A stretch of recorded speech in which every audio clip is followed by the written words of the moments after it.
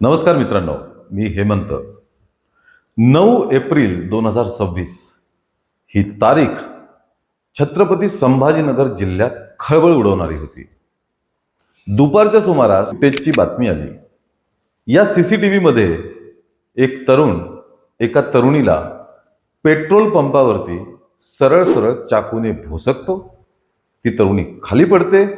मग हा आपला गुडघा तिच्या छातीवर ठेवतो आणि दोन्ही हातांनी पूर्ण ताकद लावून तिचा गळा चिरून टाकतो. असं दृश्य या सीसीटीव्ही मध्ये क्लिअरली स्पष्टपणे दिसत आहे. या बातम्या आल्या आणि संभाजीनगरात खळबळ उडाली. ही घटना कुठली आहे, कोणत्या पंपावरची आहे, वगैरे वगैरे. ही घटना फक्त एका खुनाची नाहीये मित्रांनो. या घटनेमागे एक लंबी कहाणी आहे. या घटनेमागे नात्यांची गुंतागुंत आहे. या घटनेमागे नवरा बायकोच्या भांडणांपासून ते खुनापर्यंत इतका मोठा प्रवास आहे. जाणून घेऊया आजच्या व्हिडिओमध्ये हा खून नेमका काय आहे, कोणी केला, कोणाचा केला आणि कशामुळे केला, हे आजच्या या व्हिडिओतून आपण जाणून घेणार आहोत. त्या अगोदर आमच्या चॅनलला लगेचच सबस्क्राईब करा. मित्रांनो, 9 एप्रिलला दुपारच्या सुमारास जेव्हा ही बातमी आली, त्यानंतर या घटनेची सर्वत्र चर्चा होऊ लागली. ही घटना घडलीये चित्ते पिंपळगाव जवळ. संभाजीनगरापासून साधारणपणे 25-1 किलोमीटर दूर हे गाव आहे. या गावातील पूजा आणि सुदाम गावंडे यांचं लग्न 2017 साली झालं. त्यानंतर या दोघांना एक मुलगा आणि एक मुलगीही झाली. परंतु 2023 मध्ये सुदाम गावंडेने काही घरगुती वादातून, घरगुती भांडणांमधनं रागाच्या भरात गळफास घेऊन आत्महत्या केली. पतीने आत्महत्या केल्यानंतर पूजा एकटी पडली. 2 मुलं गळाला आणि तिला काहीतरी काम करून उदरनिर्वाह भागवावा लागला. तिने गावाच्या जवळपासच काही कामं केली. छोटी मोठी हाताला लागतील ती कामं ती करायला लागली आणि आपल्या दोन्ही मुलांचं संगोपन करत होती. पूजा राहते त्या घरापासूनच जवळच तिच्या चुलत सासऱ्यांचं घर होतं आणि चुलत सासऱ्यांचा मुलगा सत्यम गावंडे हा सुद्धा तिथेच राहत होता. कालांतराने पूजा आणि सत्यम यांच्यातील संवाद वाढला. कारण सुदामच्या मृत्यूपूर्वी या परिवाराशी पूजाचा फारसा संबंध नव्हता. त्यानंतर सत्यम आणि पूजा यांच्यामध्ये ओळख झाली. त्यांच्यामध्ये मैत्री सुद्धा झाली. पूजा ही सत्यमची चुलत वहिनी, त्यामुळे यांच्यात तसं घरगुती नातंही होतं. पण सुदामच्या निधनानंतर त्यांची जवळीक वाढली, भेटीगाठी वाढल्या आणि नातेवाईकांना संशय देखील येऊ लागला. नातेवाईकांच्या संशयाबद्दल जेव्हा या दोघांना कळलं, तेव्हा त्यांनी एकमेकांजवळ आपल्या प्रेमाची कबुली दिली आणि लग्नाची इच्छा सुद्धा व्यक्त केली.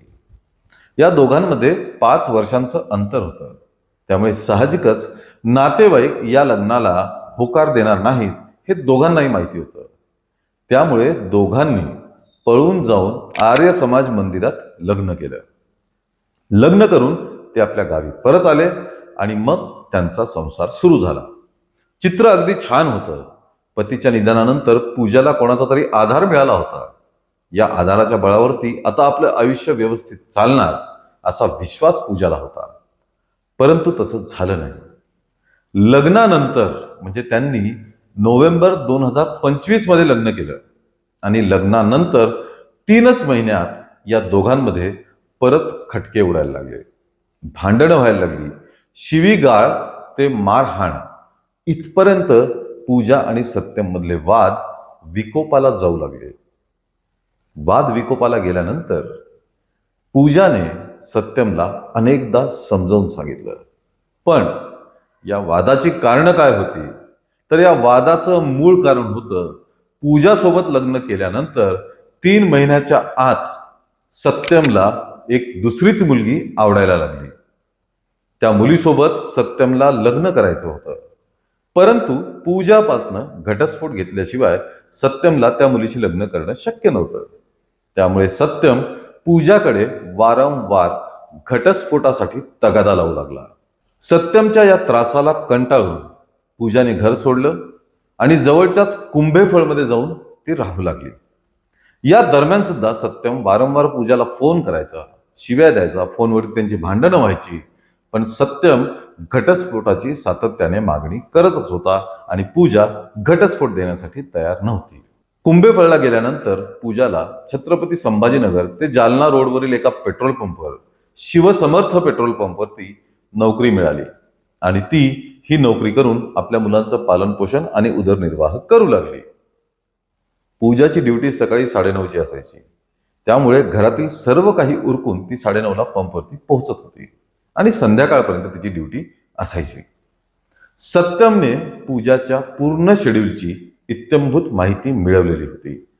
ती कधी कुठं असते, घरातून कधी निघते, परत घरी कधी जाते, मुलं कधी घरी असतात, इतर वगैरे सर्व त्यांनी माहिती काढून ठेवलेली होती आणि तो सातत्याने पूजाला फोन करून भांडतच होता.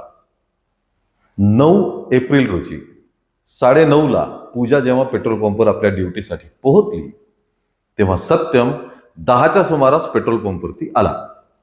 पण पेट्रोल पंपवरती गर्दी बघून तो तिथनं परत गेला. 10 ते 12 या वेळेमध्ये, सकाळच्या 10 ते 12 या वेळेमध्ये त्यांनी 2 ते 3 चक्कर पेट्रोल पंपवरती मारले. पण पेट्रोल पंपवरती सातत्याने गर्दीच होती. साधारणपणे 12 नंतर 12:30च्या सुमारास गर्दी कमी झाली, पेट्रोल पंपवरती कोणीही नव्हतं. हे बघून सत्यम पेट्रोल पंपात शिरला. मोटरसायकल थेट पंपपर्यंत नेली. पूजाने त्याला पाहिलं. पूजा मागच्या साईडला पळत होती. सत्यम गाडीवरनं उतरला आणि पूजाच्या जवळ जाऊन कमरेला लावलेला सुरा त्यांनी पहिले पूजाच्या पाठीत मारला. पूजा खाली कोसळली आणि मग त्याने पूजाचा गळा चिरला. हे बघून एक अनोळखी व्यक्ती त्यांच्याकडे धावत गेला. पण सत्यमने चाकूचा धाक दाखवून त्या व्यक्तीला मागे पळायला सांगितलं. तिथून सत्यमने आपली गाडी काढली आणि तो तिथनं निघून गेला. तेवढ्यात पेट्रोल पंप मालकाने करमाड पोलिसांना खबर दिली. पोलीस त्या ठिकाणी आले. त्यांनी घटनेची पूर्ण माहिती घेतली आणि मग सत्यमचा पाठलाग सुरू केला. मित्रांनो, ही घटना घडल्यानंतर 1 तासात पोलिसांनी सत्यमला अटक केली आणि त्याला ताब्यात सुद्धा घेतलं. पण पूजाच्या एका मैत्रिणीने असं सांगितलं की पूजाने पोलिसांमध्ये या बाबतीत अगोदरच तक्रार देण्याचा प्रयत्न केला की सत्यम मला जीवे मारण्याची धमकी देतोय, मला त्रास देतोय, पण पोलिसांनी त्याची तक्रार नोंदवून घेतली नाही. पूजाच्या मैत्रिणीचं असं म्हणणं आहे की तेव्हा जर तक्रार घेतली असती आणि सत्यमला समज दिला असता तर आज पूजासोबत असं झालं नसतं. पण जे घडलंय ते अत्यंत दुर्दैवी आहे. नात्यांच्या गुंतागुंतीचा परिणाम काय होतो हे या घटनेतनं आपल्याला दिसून येतंय. सत्यमला तर आता अटक झालेली आहे, पण पूजाला आपला जीव गमवावा लागला. मित्रांनो, या घटनेमुळे सर्वत्र हळहळ व्यक्त होत आहे. संभाजीनगरमध्ये या घटनेची मोठी चर्चा सुद्धा होत आहे. पण तुम्हाला काय वाटतं या घटनेबद्दल, या दुर्दैवी घटनेबद्दल तुमचं काय मत आहे हे आम्हाला कमेंटमध्ये नक्की कळवा. या व्हिडिओला लाईक आणि शेअर करा आणि आमच्या चॅनलला लगेचच सबस्क्राईब करा. धन्यवाद.